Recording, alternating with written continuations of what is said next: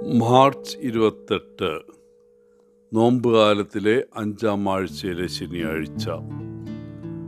യോഹന്നാൻ 11:45 മുതൽ 57 വരെ വാക്യങ്ങൾ.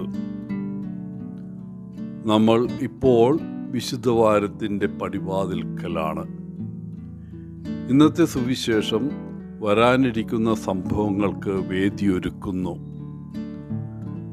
ലാസറിൻ്റെ ഉയർത്തെഴുന്നേൽപ്പ് പലരെയും യേശുവിൽ വിശ്വസിക്കാൻ പ്രേരിപ്പിച്ചു. പക്ഷേ മറ്റു ചിലർ പരിഭ്രാന്തരായി. അവർ മുഖ്യപുരോഹിതന്മാരുടെ അടുത്തേക്ക് പോയി ഈ മനുഷ്യനെ അവൻ്റെ പാതകളിൽ നിന്ന് തടയാൻ എന്താണ് ചെയ്യുന്നതെന്ന് ചോദിച്ചു. യഹൂദന്മാരുടെ ഭരണസമിതിയായ സെൻഹെഡ്രിനെ വിളിച്ചുകൂട്ടാൻ തക്ക ഗൗരവമുള്ളതായിരുന്നു അവരുടെ റിപ്പോർട്ട്. നമ്മൾ എന്തു ചെയ്യണം? ഈ മനുഷ്യൻ നിരവധി അടയാളങ്ങൾ ചെയ്യുന്നു. അടയാളങ്ങളുടെ വലിയ പ്രാധാന്യം കാണുന്നതിന് പകരം അവർ പരിഭ്രാന്തരാകുന്നു. നമ്മൾ ഇവനെ ഇങ്ങനെ പോകാൻ അനുവദിച്ചാൽ എല്ലാവരും അവനിൽ വിശ്വസിക്കും. റോമാക്കാർ വന്ന് നമ്മുടെ വിശുദ്ധ സ്ഥലത്തെയും നമ്മുടെ ജനതയെയും നശിപ്പിക്കും. തീർച്ചയായും അവർ ഭയപ്പെടുകയും നിർത്താൻ ആഗ്രഹിക്കുകയും ചെയ്തത് തന്നെയാണ് സംഭവിച്ചത്.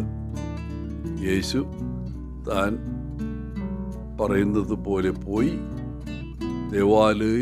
ദേവാലയവും ജനതയും നശിപ്പിക്കപ്പെട്ടു. മഹാപുരോഹിതനായ കയ്യഫാസ് അവരുടെ ഭയം ശമിപ്പിക്കാൻ നീങ്ങി. സ്വയം അറിയാതെ അദ്ദേഹം ഒരു പ്രവചനം നടത്തുന്നു.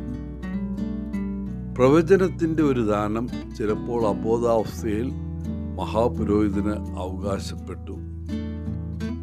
അദ്ദേഹം പറയുന്നു, ജനത മുഴുവൻ നശിപ്പിക്കപ്പെടുന്നതിനേക്കാൾ ജനങ്ങൾക്ക് വേണ്ടി ഒരു മനുഷ്യൻ മരിക്കുന്നതാണ് നല്ലതെന്ന് നിങ്ങൾക്ക് മനസ്സിലാവുന്നില്ലേ? ജനത മുഴുവൻ അപകടത്തിലാക്കുന്നതിനേക്കാൾ യേശുവിനെ ഇല്ലാതാക്കുന്നതാണ് നല്ലതെന്നാണ് കയ്യഫാസ് പറയുന്നത്. വാസ്തവത്തിൽ വളരെ വ്യത്യസ്തമായ രീതിയിൽ യേശു സ്വന്തം ജനത്തിനു വേണ്ടി മരിച്ചു. യേശു മരിച്ചത് യഹൂദ ജനതയ്ക്ക് വേണ്ടി മാത്രമല്ല, ലോകത്തിലുള്ള എല്ലാവർക്കും വേണ്ടിയാണെന്ന് യോഹന്നാൻ സാക്ഷ്യപ്പെടുത്തുന്നു. കൂടാതെ അതൊരു ജനതയുടെ രാഷ്ട്രീയ സംരക്ഷണത്തിനു വേണ്ടിയല്ല, മറിച്ച് എല്ലാ പരമ്പരാഗത വിഭജനങ്ങളും അപ്രസക്തമായ ഒരു ജനതയ്ക്ക് പുതുജീവൻ നൽകുന്നതിനായിരുന്നു. യേശുവിൻ്റെ അവസാനം അടുത്തു വരികയാണ്. അതിനാൽ ശരിയായ സമയം വരുന്നവരെ അവൻ ഒളിവിൽ പോകുന്നു. താരതമ്യേന താൻ സുരക്ഷിതനായിരിക്കുന്ന ഒരു വിദൂര മരുഭൂമി പ്രദേശമായ എഫ്രൈമിലേക്കാണ് അവൻ പോകുന്നത്. പെസഹ അടുക്കുമ്പോൾ യേശു പ്രത്യക്ഷപ്പെടുന്നതിനായി ചിലർ ഉറ്റുനോക്കുന്നു. എന്നാൽ യേശുവിനെ ആരെങ്കിലും കണ്ടാൽ അത് അധികാരികൾക്ക് റിപ്പോർട്ട് ചെയ്യണമെന്ന നിർദ്ദേശങ്ങൾ നൽകിയിട്ടുണ്ട്. അങ്ങനെ അധികാരികൾക്ക് അദ്ദേഹത്തെ അറസ്റ്റ് ചെയ്യാൻ കഴിയും. വീണ്ടും മറ്റൊരു വിരോധാഭാസ ചോദ്യം ഇവിടെ ഉയർന്നു വരുന്നു. എന്താണ് നിങ്ങളുടെ അഭിപ്രായം? തീർച്ചയായും അവൻ പെരുന്നാളിന് വരില്ലേ, അല്ലേ?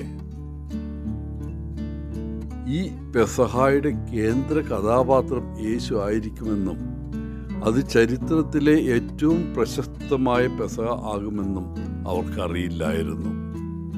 പ്രിയപ്പെട്ടവരെ, വിശുദ്ധവാരത്തിൻ്റെ മഹത്തായ സമാപനത്തിലേക്ക് കടക്കാൻ നമ്മളിപ്പോൾ തയ്യാറാണ്.